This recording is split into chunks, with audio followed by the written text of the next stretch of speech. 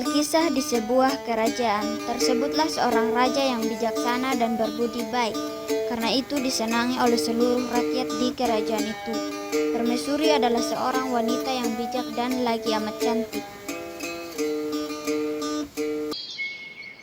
Pada suatu sore, raja berjalan-jalan seorang diri hendak menghirup udara segar dan melihat-lihat persawahan di kerajaannya. Di tengah sawah, raja sempat terkejut menyaksikan pasangan yang sedang melakukan perbuatan mesum. Kamu berselingkuh di sawahku ini.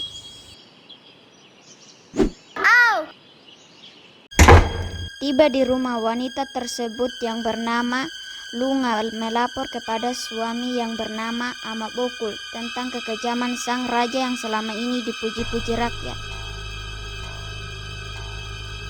Umbu hanya karena lewat di sawahnya, sang raja yang bengis itu langsung memotong tanganku.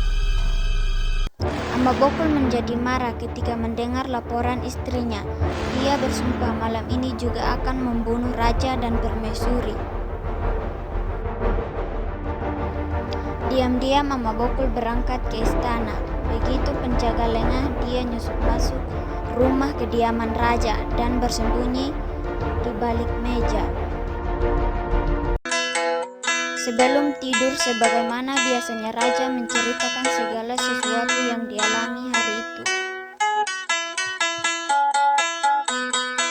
Rambu, tadi sore saya mempergoki 2 orang berbuat mesum di sawah kita. Umbu tidak keliru, jangan sampai mereka suami istri Umbu. Tidak, Rambu, saya kenal betul suami wanita itu.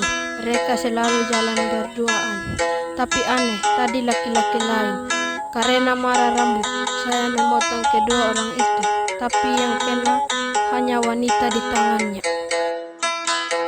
Malam sudah larut, raja dan permaisuri tidur nyenyak. Perlahan-lahan Amabokul meninggalkan kediaman raja. Kini dia sadar bahwa istrinya telah membawa berita bohong.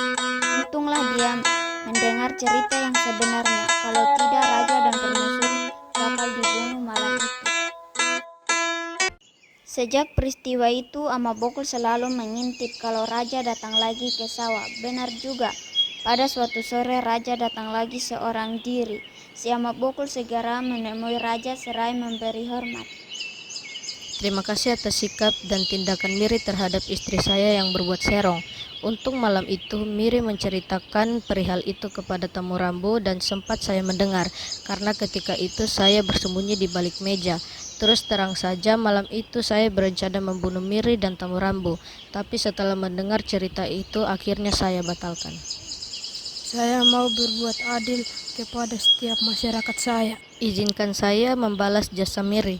Saya mau memberi hadiah. Mintalah apa saja maka akan saya berikan.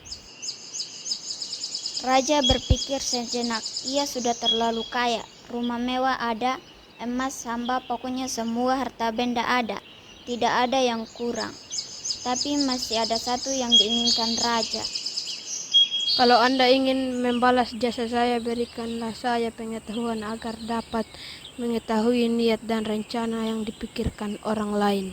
Terlalu bisa, tetapi dengan syarat tidak boleh menceritakan kepada siapapun bahwa sayalah yang memberi pengetahuan kepada Miri.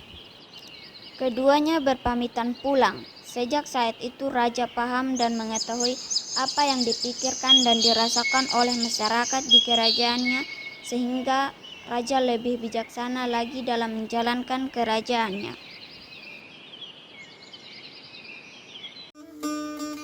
Pada suatu pagi, raja dan permaisuri duduk-duduk di kerajaannya.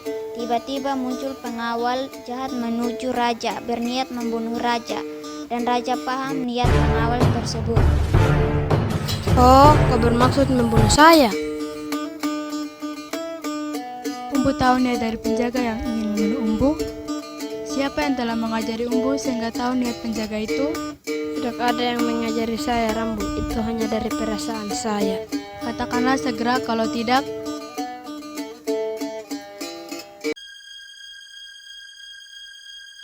katakanlah jika tidak saya akan membunuh diri. Saya berjanji, Rambu. Beri saya kesempatan selama 3 hari untuk memikirkan hal ini. Raja keluar istana tanpa dayang-dayang, hanya membawa bekal secukupnya. Dalam perasaan kesal memikir rahasia bakal terbongkar, dia berjalan tak tentu rimbanya. Kini hari kedua raja semakin penasaran. Tinggal sehari lagi ia harus memenuhi janjinya, atau membongkar rahasia atau membiarkan permaisuri membunuh diri. Dalam keadaan penat dia beristirahat. Tidak jauh dari tempat itu dia melihat sepasang kekasih, si pria bernama Lamik dan si wanita bernama Era bercanda di dekat tebing yang amat curam. Umbu, ambilkan saya bunga itu. Ini permintaan yang aneh. Masa saya bisa ke sana, kau pun pasti tidak bisa, Rambu. Berani kamu tidak mengambil bunga itu, saya akan membuang diri ke bawah jurang. Sabar.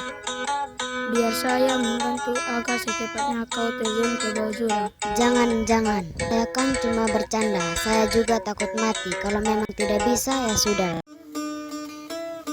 Mendengar percakapan Lamik dan Era, betapa senang hati raja. Raja kembali dengan perasaan lega.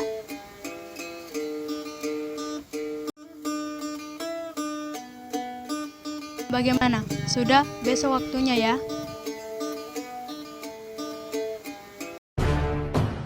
Pokoknya hari ini tidak ada cerita.